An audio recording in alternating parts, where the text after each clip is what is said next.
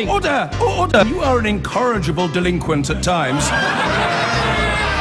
Behave yourself, man!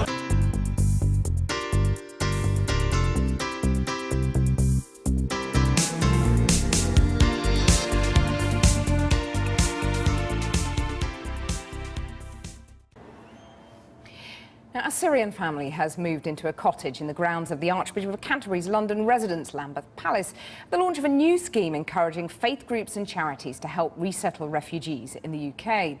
The Home Secretary, Amber Rudd, called it a groundbreaking development to bring communities together and support traumatised families.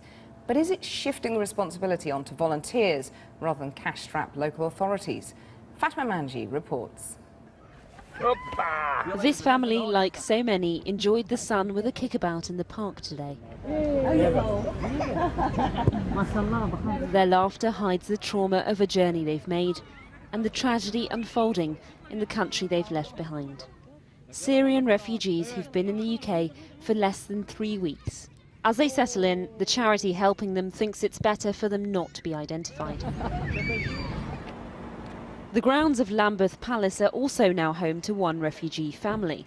Keen to protect their privacy too, their host, the Archbishop of Canterbury, invited the Home Secretary to meet them today, away from the cameras, as she launched a new scheme to support community groups who want to take in Syrians.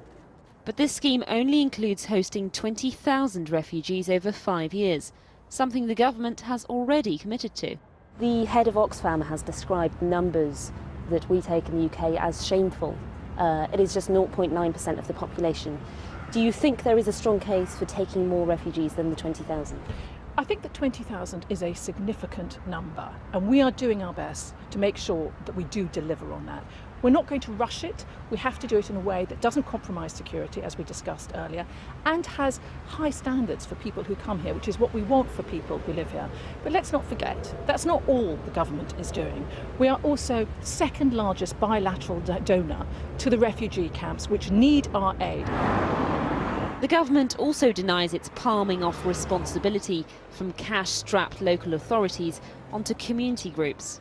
Right, so Ben, what we're trying to do today is help the ladies order some more halal meat. In Shropshire, Jules Payne, a volunteer for Refugee Action, is already helping welcome Syrians with the practicalities of shopping for food, learning English and anything else for life in Britain.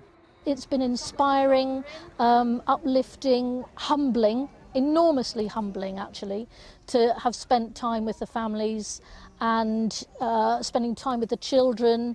You know, they are this tag of refugees. They're human beings like us.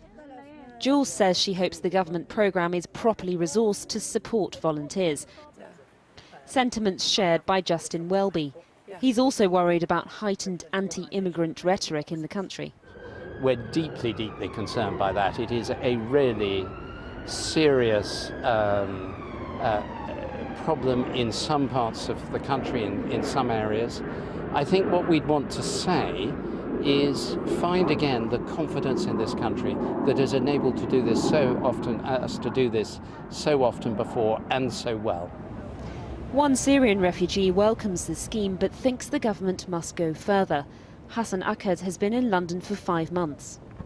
2 years ago, I thought the conflict will end soon and everyone's going to go back. But I feel like now there's no solution on the horizon. It's getting worse and worse, and more countries are intervening, which is making things a lot more complicated in Syria. Though many hope to return one day, for now an entire generation of Syrians will grow up not knowing their homeland. Fatma Manji reporting there. I've been getting